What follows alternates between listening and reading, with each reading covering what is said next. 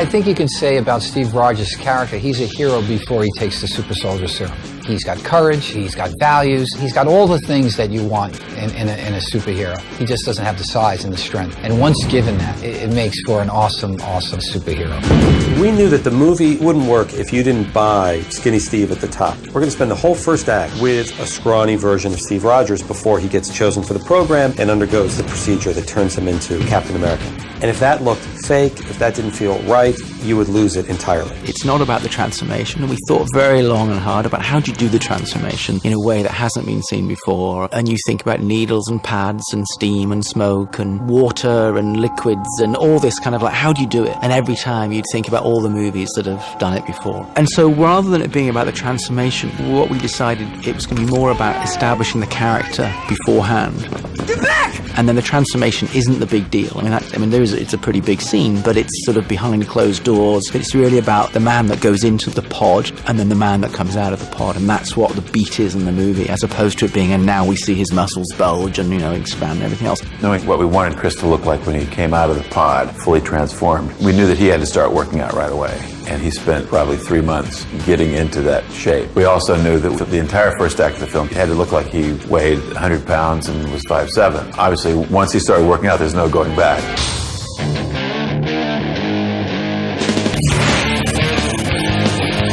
Steve Rogers is supposed to be 98 pounds. He's very tiny. And then when he turns into Captain America, Chris Evans looks pretty remarkable with how he worked out and where he took his body to. So that's a tough one that we've had to do a lot of reference shooting. There's always a balance of trying to see, okay, what will work and what won't. We sat down at the very beginning and we said, well, it's not really a visual effects movie, is it? Nah, it's just a movie. It's a movie. It's a buddy pick, and it's a superhero, but that he doesn't really have that many superpowers. He jumps a bit, he's stronger, but it's not really many visual effects. And then you turn around and we're probably going to be, 12, 13, 1400 shots, taking the original photography of Chris Evans, thinning him down, and just by frame, painstakingly reshaping his entire body for the first third of the movie. We discussed all sorts of things. Are they different actors? No. Well, do you do a Tom Hanks Castaway thing? Well, our schedule wouldn't allow time for Chris to get that skinny and bulk back up again. So we started looking at a number of effects processes to get it done. All CG came up.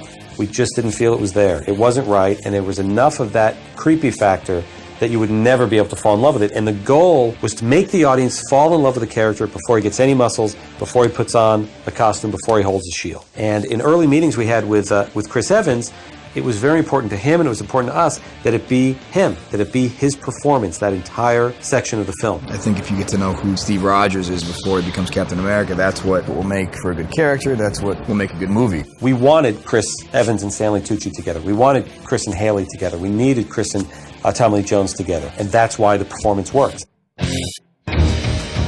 So we're taking Chris's performance and we're actually shrinking him down and scaling him down and thinning him up. And we're doing it using a variety of techniques, but that's one of our sort of more challenging aspects of what we're doing, and something that really hasn't been done to this level before. He's a big guy, he's broad, and he's got a classic V shape, and what we're trying to turn him into is the 98-pound weakling and make him shorter and thin out his face and remove the muscles from his neck and his shoulders. We did a few proof of concept tests, and I remember showing a section of the film, early rough cut footage of the rebirth scene, where there were a few shots of Chris skinny, gets onto a table, goes into the pod opens up, reveals the muscles, and the people I was showing to, how did you add those muscles? That was amazing. What's that effect? How'd you add those muscles? And I went, that's not the effect. The effect is the skinny version. They go, really? That is kind of when we all looked at each other and went, it's going to work. It changes the performance. When we're first looking at dailies and we're first looking at our rough cut, there's very few completed shots. And you see Chris, muscular Chris, doing these scenes with people, and everyone's referring to him, you don't give up, you're skinny. And then when you start seeing the effect shots finally in the film, wow, does it change everything. As much as possible is Chris basically shrunk. When that didn't work, for technical reasons, we photographed a body double, what we call a Skinny Steve, an English guy named Leander Deeney. Chris is of a kind of heroic build, and he needs to be a scrawny loser. That's where I come in. He'll decide how he wants to do the scene, and I'll watch him do it 4 or 5 times, and then I do that and try and get an exact copy. Okay, good.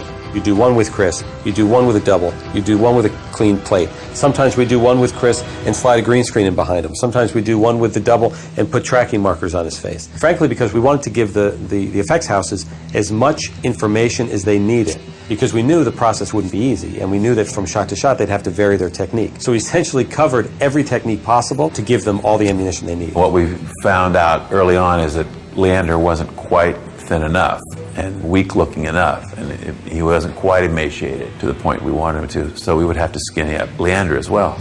And sometimes when we skinnied Leander, Chris's head would be wrong. It's amazing how just a matter of millimeters will make him look like a completely different person. It's been probably the hardest thing for us to achieve, because not only are you trying to make someone look small and you're trying to make him look believable, but you're also trying to make him look consistent. And from shot to shot, depending on the lens that you used when you photographed it or the lighting, that can change things dramatically. And because there's so many shots, it's not like we can give them to one artist and say, you know, make all these shots look like the same guy. They have to go to several different artists. We employ 8 or 9 companies currently, and we've got them in 3 continents. And some of those companies will have upwards of 300-400 people working on this. There's a lot of work and a lot of incredible amount of energy and effort goes into every single frame in the final movie. You know, you really are concentrating on every single pixel. So they're constantly comparing notes and trying to make them look like the same person. So if the lighting is different, the angle is different, and the weather is different, it changes just enough so that suddenly you shrink him down and it's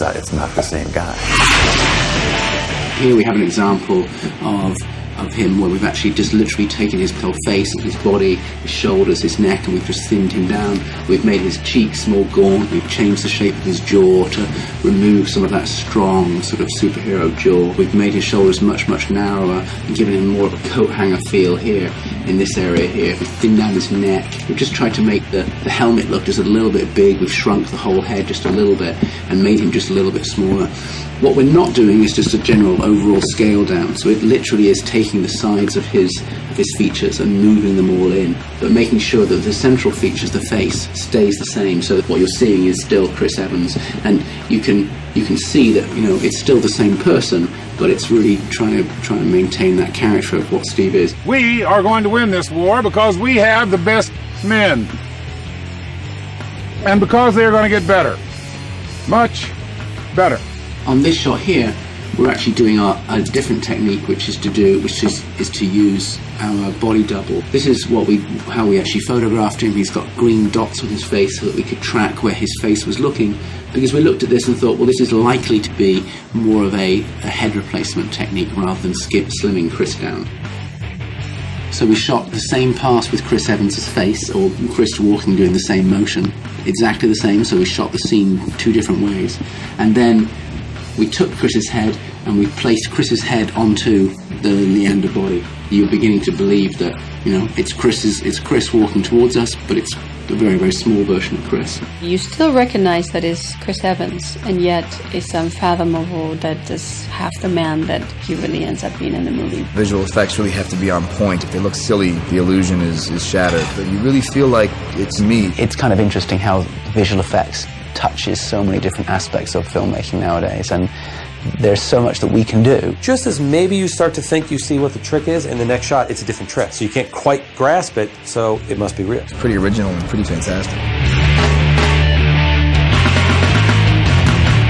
To the little guys.